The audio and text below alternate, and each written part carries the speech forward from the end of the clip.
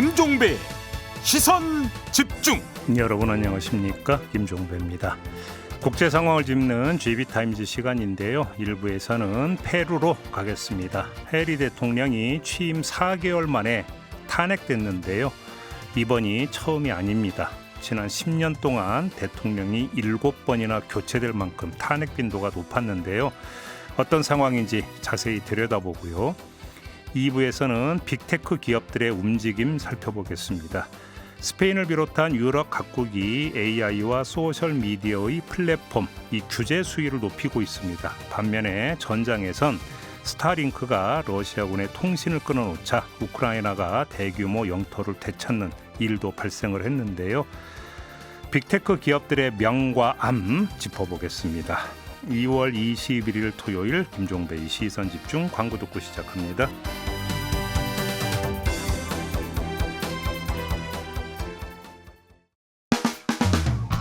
평일에 JB타임즈가 있다면 주말엔 글로벌타임즈가 있다. 테마로 알아보는 국제정치 GB타임즈. 네, 함께할 세 분 소개해드리겠습니다. 다큐엔 뉴스 코리아의 김영미 대표 모셨고요. 어서 오세요. 네, 안녕하세요. 세종대 글로벌 인재학부의 장휘 조빈 교수 모셨습니다. 어서 오세요. 네, 안녕하십니까. 서울신문의 송현석 기자 모셨습니다. 어서 오세요. 네, 안녕하세요. 자, 먼저 페루 상황부터 좀 짚어봐야 될 것 같은데요. 호세 헤리 대통령이 4개월 만에 탄핵됐습니다. 어떤 상황입니까? 좀 정리 좀 해주시죠. 네, 호세 헤리 이제는 전 대통령이죠. 이 헤리 전 대통령의 전임 대통령이 지난해 10월에 탄핵이 됐고 국회의장에서 대통령직을 승계해서 이제 헤리 전 대통령이 당시에 임시 대통령으로 취임을 했습니다. 근데 이 헤리 전 대통령이 중국계 사업가와 여러 차례 비공식 만남을 가졌고 특히 수도 리마에서 후드티를 입고 얼굴을 가리고 식당에 들어가는 모습까지 공개가 되면서 더욱 논란이 됐고요. 이런 만남이 정부 정책이나 사업 수주에 영향을 준 게 아니냐라는 의혹까지 번지면서 결국 탄핵이 됐습니다. 왜냐하면 이 중국계 사업가의 회사가 페루 수력발전소 건설권을 따갔거든요. 근데 이미 대통령직에 오를 때부터 사실상 정치적 입지가 굉장히 불안한 상황에서 대통령이 됐고 이제 이 중국인 사업가의 비공식 만남이 확인된 이후에 이제 탄핵이 된 거고요. 그리고 어제였죠. 이 해리 전 대통령에 이어서 발카사르 의원이 새로운 권한 대행으로 이제 선출이 됐습니다. 원래는 국회의장이 승계 서열 1위인데 국회의장은 다른 사람이거든요. 근데 국회의장이 이 권한 대행을 안 맡겠다고 하면서 사임을 하는 바람에 이 발카사르 의원이 이제 권한 대행으로 선출이 됐고 페루는 오는 4월 12일에 대선과 총선을 함께 치를 예정입니다. 그래요? 근데 탄핵 사유가 그냥 딱 이거 하나였어요, 근데? 가장 큰 사유가 이거 하나였습니다. 그래요? 네. 그거 말고도 밤에 관저에 여성들을 불렀는데 나중에 이분들이 뭐 보직에 올랐죠. 높은 자리에 올라간다거나 지금 이 만났던 사람은 이제 그 양지화라는 사업가인데 이 사람 말고도 지우샤오동이라는 다른 또 중국인 사업가들을 만났다거나 뭐 이런 그 중국과의 연계가 가장 이제 중요한 탄핵 사유 중에 하나로 탄핵이 됐습니다. 흥미로운 건 93년에 만들어진 헌법에서 이때가 이제 후지모리 대통령이 있을 때인데요. 의회에서 3분의 2 이상만 찬성을 하면은 탄핵이 되게 법을 만들어놨어요. 그러니까 우리처럼 헌법재판소라든가 이런 그 결정이 필요하지 않고 의회에서 결정이 되면 탄핵이 되게 되는데 특히 이번에 해리 대통령은 그것도 아니고 이 사람이 이제 국회의장으로서 임시 대통령이었거든요. 근데 국회의장은 과반수면은 해임할 수 있게 돼 있어요. 그래서 국회의장 불신임 투표를 해서 자동적으로 대통령도 탄핵되게 되게 그렇게 투표를 됐다는 점이 그러니까 형식적으로는 대통령 탄핵이 아니라 국회의장 불신임이군요. 그러니까 그래서 그렇죠. 대통령직을 그러니까 승계받을 자격을 그냥 그러니까 뺏어버리는. 네, 맞습니다. 엄밀하게 그럼 탄핵이라고는 볼 수 없겠네요, 오히려. 아니요, 탄핵이죠. 결과적으로는 네. 탄핵이죠. 결과적으로는 왜냐하면 탄핵인데. 페루는 탄핵이 헌법재판소까지 안 가요, 원래 법으로. 아니, 근데 그러니까 아무튼 이제 그 표결의 국회에서만- 내용은 의장 불신임이니까 하는 얘기고. 근데 그 이전의 대통령들도 다 탄핵이었으니까 탄핵으로 보는 거죠. 근데 아무튼 근데 지금 그 중국의 사업가를 만났다는 게 이제 가장 큰 이유라고 했다면 네. 지금 이제 그 중국이 어느 정도로까지 지금 이제 페루에 이제 그 들어와 있고 어느 정도나 영향을 미치고 있는가 이 점을 함께 봐야 될 것 같은데. 네, 일단 경제적으로 봤을 때는 이제 페루는 중국의 광산이나 원자재를 수출하면서 경제적 의존도가 굉장히 높은 나라고요. 지난해 페루하고 중국 사이의 무역액이 우리 돈으로 74조 원 수준이다라는 외신 보도가 있었습니다. 그러니까 중국 기준으로 봤을 때는 페루가 네 번째로 큰 무역 파트너이기 때문에 절대 규모가 작은 나라는 아니고 이제 페루 같은 경우는 중국에 굴이나 철광석, 금속 같은 광물이나 이제 기본 상품을 수출하고 중국산 제조품이나 소비재는 페루로 이제 수출이 됩니다. 그러면서 페루 소비 시장도 굉장히 지금 중국산으로 뒤바뀌고 있는 그런 분위기고 말씀드린 것처럼 중요한 게 광산하고 인프라 분야인데 중국 기업이 이 대형 광산 프로젝트에 투자하거나 운영권을 아예 가지고 있는 경우가 많고 인프라 같은 경우는 저희가 차후 얘기를 하겠지만 중국의 국영 회사가 대형 항구를 지어주고 그 운영권을 이제 소유를 하고 있는 거예요. 근데 중국이 이 항구를 가지고 있으면 태평양을 가로질러야 되는 운송 시간도 단축할 수 있고 남미 시장의 입구를 열기 때문에 글로벌 물류 중심도 가져갈 수 있어서 이게 중국 입장에서는 굉장히 전략적 요충지로 이제 인식이 되고 미국의 입장에서는 페루는 남미로 가는 입구고 남미는 우리 앞마당인데 중국이 저기를 차지하고 있네라는 어떤 견제심을 불러일으킨 상황이죠. 그러면 이런 그 중국 진출에 대한 페루 국민들의 정서는 어때요? 일단 이 모든 사태의 기본 바탕에는 먹고 살기 힘들다라는 게 있어요. 그리고 물가는 굉장히 오르고 치안이 안 좋고 정치적인 안정이 안 되다 보니까 항상 불안한 사회에 대한 불만이 자리하고 있거든요.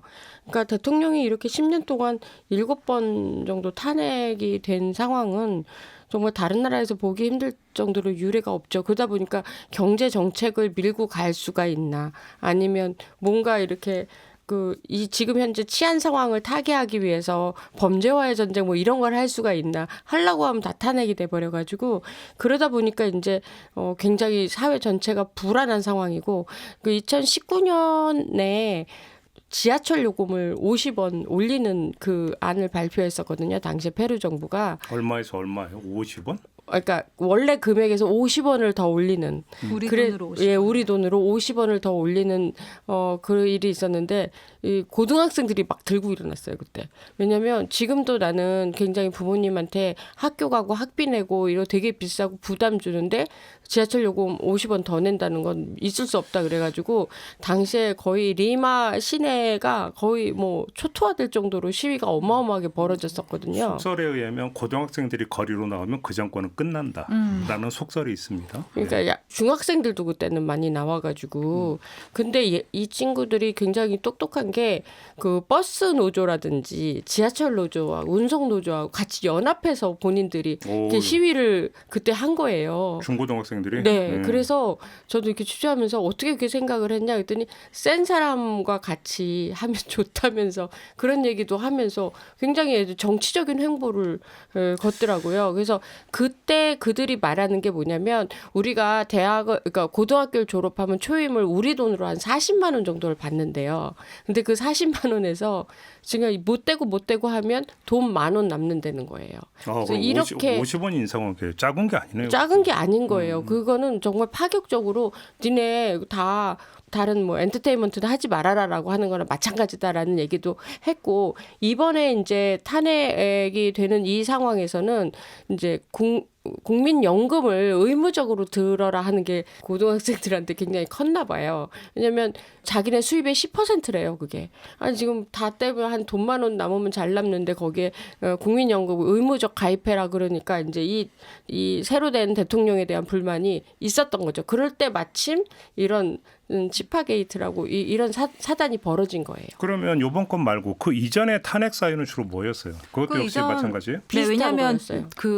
페루에서 탄핵을 할 수 있는 어떤 탄핵 요건 중에 하나가 도덕적 문제거든요. 그러니까 이거를 의회가 판단하는 거고. 근데 그러다 보니까 아주 뭐 사소하다고 보긴 좀 어렵지만 투명성 문제에 관련해서 조금이라도 걸리면 다 탄핵하는 그런 그 일들이 되게 많았는데 이 아까 말씀드린 해리 전 대통령의 그 전임 대통령은 역시 부패 혐의로 취임 3년 만에 탄핵을 당했고 취임 5일 만에 사임을 한 탄핵은 아니지만 5일 만에 사임을 한 대통령도 있어요. 야, 그 기네스북 아니에요? 그죠. 이 5일 만에 탄핵이라기보다는 사임을 할 수밖에 없었던 이 상황 자체를 보면 당시에 2020년 11월에 의회가 현직 대통령을 탄핵했습니다. 그리고 당시에 의회 의장이었던 메리노 의장이 이제 승계를 받아서 대통령 취임을 한 거예요. 우리나라 기록은 3일인 기록이 있어요. 대통령 말고 서울시장 시장 3일. 임명제일 때 문제 발생해서 3일 만에. 아마 제 기억으로는 그게 기록인 걸로 아는데, 근데 대통령은 얘기가 다른 거잖아요. 대통령이 이제 사임을 5일 만에 한 거죠. 근데 당시에 이제 국민들이 탄핵당한 이 비스카라 대통령이 오히려 부패 척결을 굉장히 앞장서서 했던 대통령이라고 국민들은 생각을 했는데 이거를 의회가 정치적인 이유로 축출했다라는 의식들이 굉장히 강했던 거예요.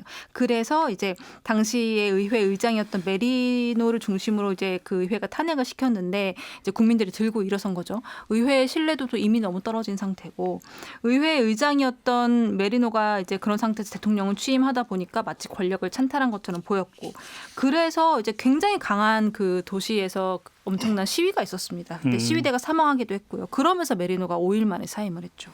그게 한편으로 보면은 후지모리의 어떤 잔재들이 아직도 남아있기 때문이라고 볼 수 있는데요. 예.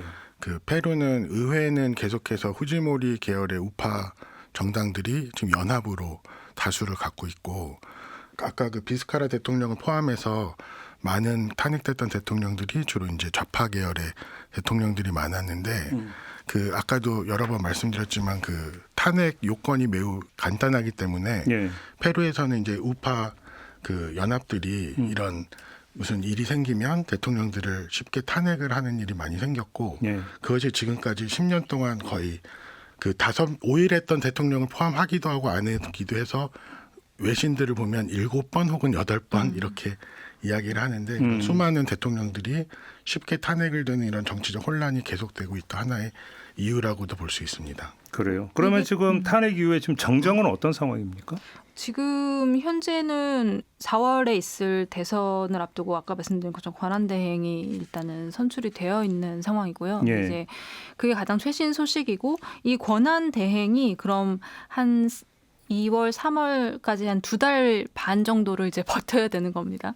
버텨야 되는데 이게 문제가 뭐냐면 이 의회하고 대통령이 계속해서 충돌하는 지금 양상인데 그럼 왜 의회랑 대통령이 충돌을 하냐. 사실 이 페루는 군부 통치도 아니고요. 국가 부도의 상태도 아니고 그리고 선거나 의회나 사법도 다 정상적으로 작동하는 국가인데 제가 봤을 때 이 헌법 구조 자체가 지금 제일 큰 문제인 거예요. 도덕적 무능이라는 게 탄핵을 가능하게끔 하는. 근데 그건 코에 걸면 코골이. 그렇죠. 그래서 지금 그게 계속 큰 문제인 거예요. 그리고 지금 이게 아까 말씀드린 것처럼 신임 이제 권한 대행이 2달 반을 버텨야 되는데 이 페루의 정당은 이념 중심의 정당이라기보다는 개인 중심의 정당이 많습니다. 그러니까 대선 후보라 그러면 대선 후보 하나만 돋보이고 나머지는 누가 있는지 전혀 모를 그런 정당들이 대부분이고 그렇다 보니까 지도부도 통제력이 굉장히 약하고 그래서 대통령으로 당선이 되더라도 여당이 여당으로서의 역할을 제대로 할 수가 없고 대통령에 속한 당이 그냥 개인당 아주 소수의 당일 가능성이 많고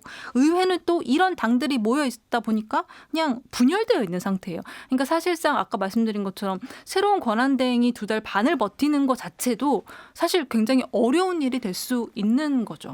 혼란이 계속 이어지고 있는 거예요. 우리나라의 탄핵 절차가 뭐 다 아니까 굳이 설명할 필요 없고 미국은 지금 대통령을 탄핵하려면 하원에서 통과가 돼도 또 상원을 통과를 해야 되는. 상원은 3분의 2 이상이 그러니까요. 찬성을 해야. 그런데 지금 이제 페루 같은 경우는 그냥 의회에서 네. 3분의 2 단원제 동의. 의회입니다. 그냥 그 단원제고 네. 상하원이 나눠지지 않고 거기서 3분의 2가 찬성표 던지면 그냥 그날로 그냥 끝. 그러니까 너무 쉽다. 이게 책임성이냐 안정성이냐를 이제 고르는 문제인 것 같은데 아까 말씀하신 미국의 시스템은 사실상 안정성을 굉장히 우선시한 구조인 거잖아요. 어떤 상황에서도 탄핵까지는 가지 않도록 하자. 왜냐하면 국민이 선출한 대통령이고 그 대통령이 자신의 임기를 이제 그러니까 국민의 선택을 존중하는 의미에서 안정성을 강조한 거고. 근데 페루는 극단적으로 책임성을 강화하다 보니까 권력의 안정성이 너무 떨어지는 구조인 거예요. 여기서 뭐 내란 그 기도에서 뭐 탄핵되고 이런 사람은 없죠. 그 아직까지는 10년 안에는 없습니다. 옛날에 이제 군정 시대가 많았어요. 이 페루가 그때는 뭐 그랬는데 지금은 그렇지 않은데 이 지금 가장 문제는 이 깽단 폭력 이게 너무너무 심한 거예요. 그러니까 어느 국민들이 정도인데요? 어두워지면 하여튼 바깥을 못 나. 거의 확률적으로. 그건 좀 상당수의 나라가 그러지 않아요? 근데 페루는 요즘에 더 심해졌어요. 그래요? 왜냐하면 지금 이 행정과 어떤 이런 국가 기관이 느슨하니까 그래서 법 적용을 엄격하게 되지 않고 그러니까 치안부재네 한마디로. 여기저기서 독버섯처럼 이제 깽단이 엄청 많이 생기고 아침에 자고 일어나면 뭐 동네 이런 데 살인 뭐 이런 뉴스들이 너무 많다 보니까 아이들을 안전하게 키우지도 못하고 그러니까 아까 말씀드린 그 말하자면 물가나 그러니까 적은 최저임금으로 물가는 오르고 막 이런 고통 중에서도 깽단 폭력이 또 있고 플러스 또 뭐가 있냐면 그런 반면에 엘리트 계층은 또 너무 잘 사는 거예요. 그래 아니 제가 물어봤어요. 스타벅스 커피 얼마야? 우리랑 똑같더라고요.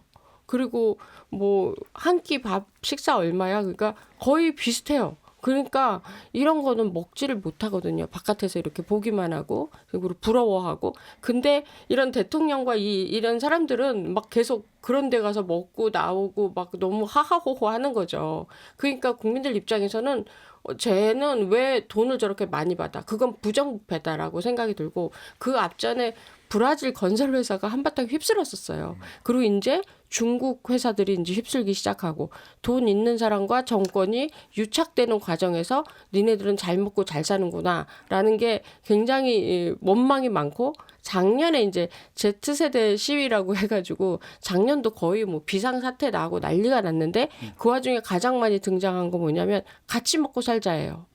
그리고 안전하게 살고 싶다. 맥락이 이렇게 되는 거군요. 부양국화가 되게 심해요. 근데 어떤 그 부유층이 자기가 열심히 일해서 부를 축적한 게 아니라 이른바 유착.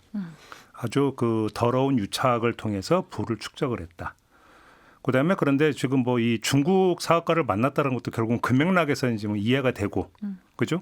반응이 나온 거지 이렇게 이해하면 되는 거네요. 그렇죠. 결국. 딱 봐도 부정부패인 사람을 그럼 그 탄핵당한 거에 대해서 뭐 페루 만나니까. 국민들이 뭐 반발하거나 이런 것도 별로 없겠네요. 아까 말씀드린 그 메리노 이전의 대통령 정도가 이제 그 사람이 부정부패하고 싸우려고 했는데 의회가 오히려 그 사람을 끌어내렸다라는 그런 사례가 있는 거고 대부분은 도덕적 문제에 대해서 지금 대표님 말씀하신 것처럼 민감할 수밖에 없는 상황. 그렇다 보니까 헌법을 고치면 사실은 이런 갈등이 조금 잦아들 수 있을 텐데 헌법 자체를 고칠 만한 동기부여가 전혀 되지 않는 거죠. 국민들 사이에서도. 왜냐하면 도덕적에 대한 그러니까 왜 나는 지금 이렇게 어렵게 사는데 저 사람은 부정부패로 잘 먹고 잘 살아? 이런 의식이 워낙 강하다 보니까. 그러니까 근본적으로 부정부패가 해결이 되지 않으면 법을 뜯어 고쳐도 국민들의 불만은 여전하단 말이에요. 네. 그러니까 과정만 복잡해지지 똑같이 탄핵으로 또 가는 거예요. 그렇게 놓고 보니까 좀 쉬운 탄핵 절차라는 게 한편으로 보면 필요하긴 해요. 그렇죠. 페루의 상황을 놓고 보면. 그러니까 차악이라고 표현을 하더라고요. 그나마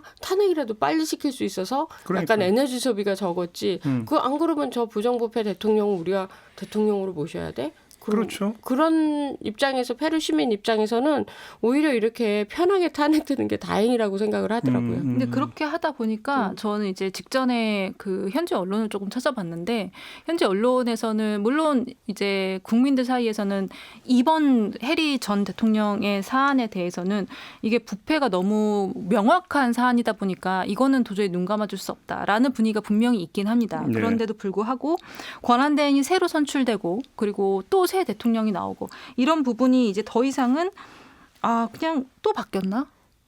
그리고 정치인들 다 똑같은 거 아닌가? 이런 이제 약간 그 체념하고 내려놓는 의식들이 점점 또 국민들 사이에서 퍼지다 보면 아무래도 정치 자체가 또 느슨해지고 또 부패가 만연하고 이런 악순환이 계속되겠죠. 그러나 이제 그 4월에 이제 총선과 대선이 이제 다시 실시가 되면 어떻게 될 것 같습니까? 전망이 어떻게 나오고 있습니까?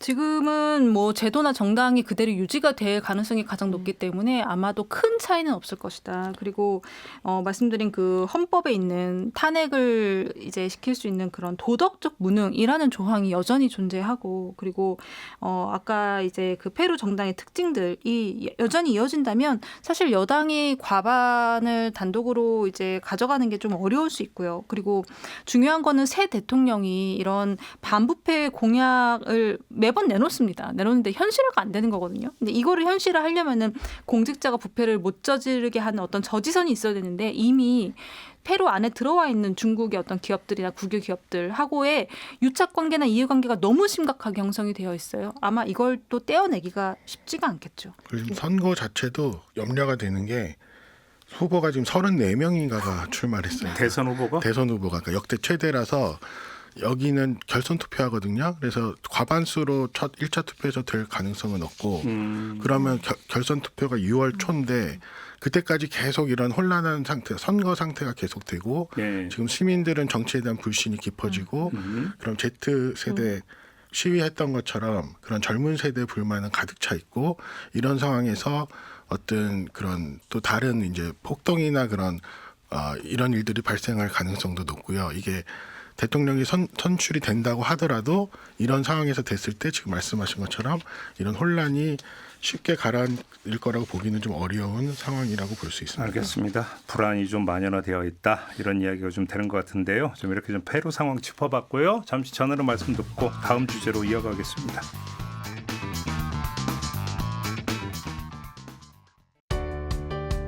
때로는 날카롭게, 때로는 삐딱하게, 그러나 매 순간 섬세하게 시선이 필요한 우리 사회 곳곳을 살펴봅니다. 김종배의 시선집중. 네, GB타임즈 세 분과 함께하고 있습니다. 송현석 기자, 장희 교수, 김영미 대표 세 분과 함께하고 있는데요. 이번에는 빅테크 기업들 이야기를 좀 해보도록 하겠습니다. 먼저 스페인으로 갈 텐데요. 주요 소셜미디어 플랫폼을 대상으로 수사를 의뢰를 했다는 소식이 전해졌습니다. 어떤 상황입니까? 네, 스페인 정부는 X나 페이스북, 인스타그램, 틱톡 같은 주요 플랫폼들이 인공지능 기술을 통해서 생성된 아동 성적 학대 이미지의 콘텐츠가 대량으로 생성되거나 확산하는 데 관여하거나 제대로 차단하지 않았다고 보고 있습니다. 그래서 아동 포르노나 미성년자 비하 등의 범죄 혐의가 있는지 수사하도록 검찰에 의뢰를 했고요. 산체스 스페인 총리는 이들 플랫폼이 이 어린이와 청소년의 정신건강과 존엄성, 권리를 훼손하고 있다. 국가가 아동보호를 위해 개입할 필요가 있다고 보고 있습니다. 실제로 수백만 건의 AI 선정적 이미지가 굉장히 짧은 기간 동안 SNS를 통해서 확산이 됐고 이게 지금 알고리즘을 타고 이런 콘텐츠가 확산이 된 건지 아니면 플랫폼들이 예방 차단 조치를 충분히 안 한 건지 이런 것들을 보는 게 지금 현재 그 수사의 관건이고요. 우리가 이전에 그 일론 머스크의 그록에 대해서 다룬 적이 있지 않습니까? 네. 그러니까 사용자들이 AI에 텍스트를 입력하면 성적 이미지가 딥페이크로 생성이 되잖아요. 이런 것들이 논란이 되는데 최근에 또 이 24시간 안에 시간당 수천 개의 성적 이미지가 생성된 흔적이 이제 발견이 되면서 유럽 안에서 이 그록에 대한 어떤 반발이 굉장히 크게 일어났거든요. 이런 것들이 결국 이제 각각의 국가마다 굉장히 좀 문제로 의식이 되면서 지금 이 문제가 단순히 기술 문제를 넘어서서 AI 윤리와 콘텐츠 책임 문제로 확대가 되고 있습니다. 그런데 얘기를 듣다 보니까 갑자기 또 쿠팡이 생각이 나는 게 지금 대상 플랫폼 업체가 X, 페이스북, 네. 인스타그램, 틱톡 등등이라면 네, 상당수가 미국 기업이잖아요. 그렇죠. 왜 미국 기업 탄압하냐? 차별하냐 이런 얘기 트럼프 행정부 안 합니까? 그다음에 당연히 의회 합니다. 의원들 안 합니까? 아니 심지어 그런 얘기들이 나오다가 어제 보도에서 이제 나온 건데 미 국무부가 이제 이런 이 유럽 연합의 이제 규제들이 계속 이어지고 있잖아요. 네. 왜냐하면 메타나 X 이런 플랫폼에 대한 이 유럽의 규제는 이미 몇 년 전부터 시작이 됐으니까요. 그러다 보니까 그러면 우리 기업들이 조금 이런 것들을 잘 윤리적으로 문제가 생기지 않게 잘 처리를 해라가 아니고. 미 국무부가 나서서 유럽연합 규제를 우회할 수 있는 방법을 찾아라. 라는 얘기를 했단 말이에요. 그러니까 이게 사실상 국가가 정해놓은 규범을 다른 국가가 침범하거나 뛰어넘거나 무시하겠다는 처사입니다. 그럼 당연히 이 양국 간에 혹은 유럽연합과 미국 간에 어떤 충돌이 발생할 수밖에 없겠죠. 그러니까요. 근데 원론적으로 얘기하면 아동과 청소년을 보호하겠다 이런 성적 이미지나 이런 거에서 보호하겠다라는 이게 국가의 책무이므로 이렇게 스페인도 이렇게 나서는 건데, 그러니까 원칙적인 부분이에요. 근데 이 원칙에 대한 동의를 안 해버리면 그 다음부터는 쉽게 말해서 자본주의 사회에서 돈만 벌면 된다라고 생각을 한다면 그 보호받아야 될 대상들 이거에 대한 도덕적 개념이 좀 떨어질 수밖에 없겠다라고 생각을 합니다. 조금 전에 송 선생님께서 잠깐 언급을 해주시긴 했는데 어느 정도로까지 지금 이게 심한 거예요? 아동 청소년에 미치는 악영향이? 이게 유니세프 조사를 보면 지난 1년 사이에 그러니까 유럽연합 안에서요. 최소 120만 명의 아동이 본인 이미지가 성적 딥페이크로 조작된 경험이 있다고 답을 했습니다. 이게 우리나라 같은 경우 상상할 수 없는 경우고 예.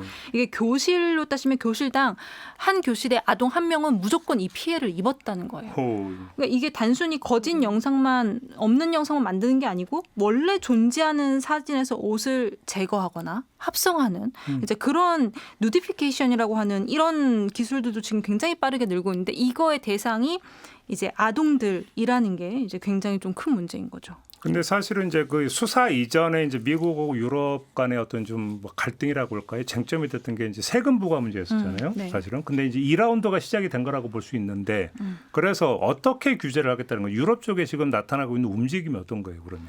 유럽에서는 유럽연합 같은 경우는 지금 X에 대해서 디지털 서비스법 위반, 그러니까 이전에는 말씀하신 것처럼 세금을 니들이 우리나라에서 벌고 안 냈잖아라는 그렇죠. 게 문제였다면 지금은 서비스법 위반을 이제 확인하는 조사가 시작이 됐고 대부분은 개인정보보호법에 가까운 그런 조치들을 취하고 있어요. 그러니까 개인정보를 침해한 부분이 있는지 그록이나 X나 이런 트위터가 이런 것들을 이제 침해한 부분이 있는지 그리고 더불어서 스페인처럼 미성년자를 포함한 이미지 생성 여부에 이 회사들이 어느 정도 지금 통제를 하고 있는지를 중점적으로 이제 보고 있는 상황이고 지금 스페인을 포함해서 프랑스, 그리스, 덴마크, 슬로베니아, 체코 이런 나라들이 청소년의 SNS 이용 제한을 아예 지금 법적으로 만들어가고 있고요.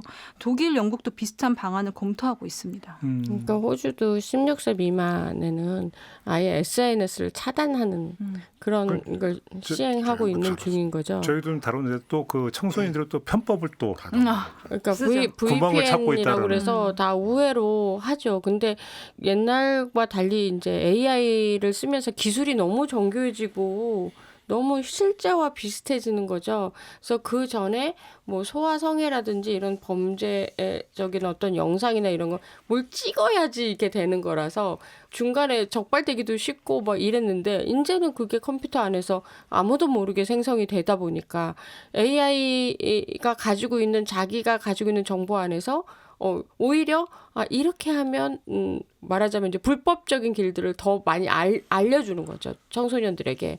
근데 어릴 때 이미 이렇게 AI를 통해서 불법적인 루트에 길이 들어버리면 성년이 돼서 법치국가의 법에 대한 접근 자체도 굉장히 다르다는 거예요. 그래서 이 첫 만나는 이런 SNS라는 부분에서 이걸 그 사회가 명확하게 청소년들에게 알려주지 않으면 안 되거든요. 그래서 그런 부분을 원론적인 면에서 이야기를 하는 건데 이제 미국 쪽에서 이제 자본주의식으로 이제 접근을 해버리니까 이걸 규제를 하기 위한 하나의 핑계 아니냐라고 한다고 그러면 핑계를 빨리 없애야죠. 미국 입장에서. 근데 없애지 않고 돌아서 다른 루트로 한번 찾아보자. 그러면 그거는 다른 불법 루트를 찾아보라는 얘기거든요. 그러니까 중요한 게 당시 2019년에 디지털세 가지고 유럽연합하고 미국이 붙었을 때보다 지금 상황이 더 심각한 이유는 그때는 반독점의 문제였어요. 그러니까 사실상 누가 뭐 눈에 띄는 어떤 국가 입장에서 이걸 피해라고 주장했겠지만 그 피해자라는 게 사실상 명확하게 규정되지 않는 문제였고 지금은 분명한 피해자가 발생할 수 있는 그것도 아동 피해자가 발생할 수 있는 사안이기 때문에 이게 서비스 중단 명령까지 내려갈 수가 있거든요. 더불어서 그럼 기업 입장에서는 이걸 알고리즘이 어떻게 돌아가는지 이건 우리 잘못이 아니다라는 걸 해명을 해야 되는데 그럼 알고리즘의 개념을 다 오픈을 해야 되는데 그건 이 기업 입장에서도 부담스러울 수 있는 거예요. 그렇다 보니까 훨씬 더 풀기가 어려운 문제가 됐죠. 여기서 이제 쓸데없는 뜬금없는 새길로 빠지는 질문을 하나를 드리면 그래서 딱 유럽의 어떤 나라의 행정부가 영업 정지 조치를 내려버려요. 이건 미국이 어떻게 나올까? 관세를 때리겠죠. 너무나도 다 아는 방법인데. 네, 관세를 때리겠죠. 아유, 그놈의 네. 관세. 그러니까요. 이게 문제는 그 이전에는 이게 이제 국가가 기업을 규제하고 다루는 그런 식의 문제였다면 이제는 이런 빅테크 기업들이 국가 주권보다 훨씬 더 큰 영향력을 우리 일상에도 이제 영향을 미치고 전쟁도 다 수행을 하고 그리고 이제 그것들이 개별 국가들이 어떤 조치를 취하는 것으로는 이것들이 제어하기가 되게 어렵다는 거예요. 그러니까요. 그리고 지금 여기서도 피해자들이 미성년자인 게 문제이지만 여기에서 그 가해자의 80%가 미성년자인 것도 문제예요. 그러니까 이게 사람들이 이 워낙 이렇게 디지털 환경 안에서 우리가 자라다 보면 이것에 대한 이제 이게 범죄라는 그런 인식조차 없는 아이들끼리 이거 장난인데 이런 식으로 그런 것들이 퍼져나가고 그렇다면 이건 국가 규제만으로 되는 게 아니라 이 컨텐츠 제공자들이 그 안에서 자기들이 자발적인 규제를 만들어야 되는데 오히려 얘네들은 이걸로 통해서 막대한 이윤을 얻기 때문에 이것들을 우리들은 그거를 자발적으로 규제하고 있다고 말하지만 여전히 밖에서 볼 때는 그게 느리고 오히려 이들은 미국 정부와 밀접한 관계가 있으니까 미국을 이용해서 이런 규제를 행하려는 국가들에게 오히려 우회적으로 압박을 주고 그런 점들이 그러니까 국가 주권을 넘어서는 기업들의 힘이 너무나도 강력해진 현대의 모습을 보여주는 되게 중요한 사례들로 저희가 볼 수 있을 것 그래서 같아요. 이제 학교에서 이제 이 교육을 해야 되는 시기가 온 거예요. SNS를 어떤 식으로 접근해야 될지 어릴 때부터. 왜냐하면 범죄는 너무 명확한 범죄니까 구별이 가긴 한데 범죄와 아닌 거에 약간 경계선에 있는 것도 있거든요. 예를 들어서 괴롭힘 같은 경우. 그래서 SNS를 통해서 누군가를 계속 괴롭히는 뭐 사이버 불링이라든지 이런 것들도 사실 SNS를 통해서 되는 거거든요. 그래서 이게 굉장히 나쁘고 이걸 어떻게 아이들이 받아들여야 되는지 어릴 때부터 교육을 통해서 그 분별력을 키워줘야 되는 게 가장 지금 시급한 문제인 거죠. 알겠습니다. 근데 이번에 또 다른 측면 한번 좀 살펴보겠습니다. 일론 머스크의 스페이스 X. 여기서 스타링크를 운영을 하고 있는데 이게 지금 러우 전쟁에 상당한 영향을 미치고 있다. 어떤 얘기입니까, 이 얘기는? 이게 정말 수많은 전투에서 지금 이 시간에도 전투가 벌어지고 있을 텐데 스타링크 하나로 사실상 승패가 결정될 수 있는 수준의 위력을 가진 거예요. 스타링크가 간단히 위성 전화. 그렇죠. 그렇게 이해하면 되는 거죠. 위성 그러니까 통신. 통신이라고 그 보시면. 스페이스 X에서 우주에다가 작은 소규모 위성을 뿌려놨어요. 그래서 거기 우리가 다른 통신망 없이 바로 그 위성에 연결해서 우리가 이런 와이파이나 이거를 쓸 수 통신을 쓸 수 있게 만들어 놓은 시스템이죠. 근데 그게 이제 그 통신망이 지상에 우리는 보통 있잖아요. 지상에 있으면 러시아가 우크라이나 땅에서 지상에 있는 기지국 공격하게 돼버리면 그 주변 일대에서 우크라이나군은 사실상 통신을 쓸 수 없게 되지 않겠습니까?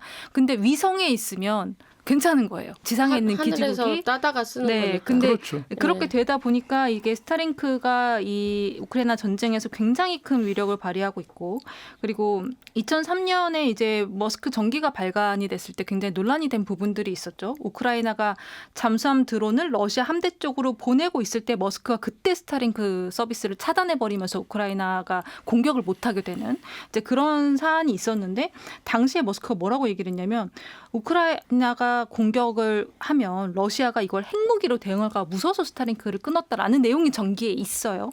근데 물론 그때 일론 머스크가 러시아의 우호적인 태도가 있어서 이런 결정을 내렸다라는 의혹이 있긴 했지만 중요한 건 당시에 미국과 유럽 정부까지 나서서 우크라이나에 스타링크 단말기 10만 대 넣어줘. 우리가 비용을 대줄게. 라고 얘기를 했다는 거예요. 이 얘기는 스타링크를 쥐고 있는 머스크가 굉장한 권력 브로커가 됐고 그 얘기는 스타링크가 그만큼 전선에서 엄청난 역할을 지금 하고 있다라는 이게 얘기가 되죠. 뭐 공공철 시리즈의 현실판이에요. 그러니까 한 개인이 근데 제가 전쟁 판도나 이런 것도 완전히 바꿔버릴 수 있다. 그렇죠. 그래서 이번에 그래서 한 달 동안 최대 점령을 우크라이나가 한 거예요.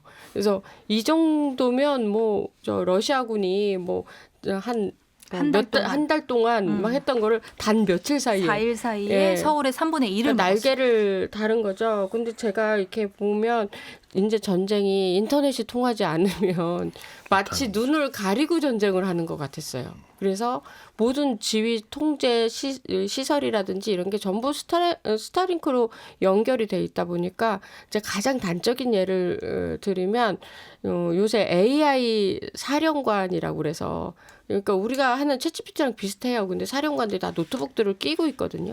그래서 자기가 어떤 작전을 하려면 본인이 혼자 결심해서 쭉 가서 작전을 하는 게 아니라 얘한테 한번 물어보는 거예요. 내가 이러이러한 작전을 하는데 뭘 조심해야 되지? 뭘 해야 되지?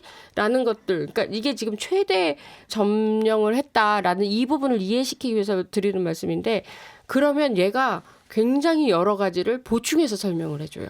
아, 너 보병은 이렇게 하고 너는 이렇게 하고 뭐 군수는 이쪽으로 땡겨면 좋고 이걸 너무나 정말 퍼펙트하게 해주는 거예요.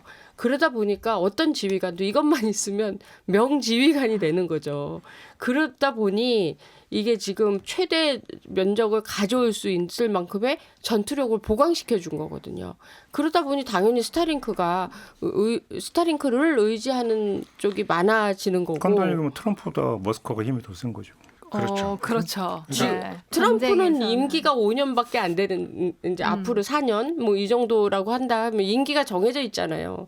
근데 머스크는 종신체잖아요. 지금 자기가 할 만큼 하는 거니까 당연히 이 사람이 더 영향력이 센 거죠. 그 전쟁의 양상이 바뀌어지면서 이제는 그런 이게 저희가 우주 전쟁 옛날에 한번 이야기한 적이 있는데 이게 바로 우주 전쟁이죠. 우주에 있는 스타링크 그 위성 통신 기기들이 전쟁에 있어서 다른 전통적인 커뮤니케이션 수단이 아니라 인터넷을 통해서 저기를 하고 그렇게 되면은 이게 필수적인 인프라 시스템이 돼서 이게 없으면 전쟁을 수행을 못하고 심지어 여기 CEO가 이거 내가 위험하니까 잠깐 끊어야겠는데 그래서 끊어버리면 그 전쟁에 질 수밖에 없는 이런 상황들이 만들어져서 그러니까 국가의 정부군의 힘보다 이 특정한 테크 기업들의 그 힘이 더 강해질 수 있는 이 사람들이 전투나 전쟁에서 결정적인 역할을 할 수 있고 지금 김영민 PD님이 말씀하신 게 팔란티어가 보통 제공하는 그런 분석 시스템인데 이 사람들은 자기들이 컨설팅을 한다고 말하지만 실제로는 군사 배치, 작전, 그다음에 위험한 타겟의 결정 이런 거를 모두 다 자기들이 빅데이터를 가지고 분석해서 그거를 말씀하신 것처럼 챗GPT처럼 사람들이 실제로 쓰는 사람들 거기서 바로 질문을 하면 나 여기에 지금 공격할 거야 그러면 그 모든 것들을 작전을 쫙 짜서 요렇게만 하면 돼. 그래서 그런 정답을 알려주고 그런 식으로 하다 보니까 우크라이나가 사실 러시아군에 비해서 매우 열등한 군사 력을 갖고 있음에도 불구하고 팔란티어가 도와주고 스타링크를 활용하면서 그 이런 반전을 계속 일으킬 수 있는 그런 것들이 생겨난 거죠. 아니 뭐 간단히 전쟁 상황이라고 가정하면 뭐 예를 들어서 저기 그 이동통신 같은 경우는 기지국 그냥 파괴해 버리면 네. 불통되고 라디오도 송신탑 그냥 뭐 해버리면 불통되고 하지만 위성을 쏠 수는 없잖아요. 위성을 이제는 쏠 수 있지만 그래서 우주전쟁 얘기가 나오는 거예요. 그래서 우주전쟁. 골든돔이 이제 나오는 거죠. 아 이러면 007 시리즈를 보면 한때 이런 얘기했잖아요. 루퍼트 머독이 세계 언론을 지배를 해서 여론을 한쪽으로 끌고 갈 수 있고 세계에 악영향을 줄 수 있다라는 얘기가 나오니까 악당으로 등장했잖아요. 물론 이름은 달랐지만 이 영화에서 딱 머독을 딱 그러니까 저기 모델로 한. 아니 머독이 중요한 게 아니고요. 머스크는 오히려 그보다 더한 경우라고 봐야 되는 거죠. 그렇죠. 그럼 이게 지금 터미네이터가 원래 미래가 2025년이었대요. 그러면 우리는 지금 그 옛날에 영화에서 말했던 미래에 지금 살고 있는 거거든요. 그래 AI 나오잖아 지금. 그러니까 이런 면에서 AI 의존도가 계속 높아지는 거거든요.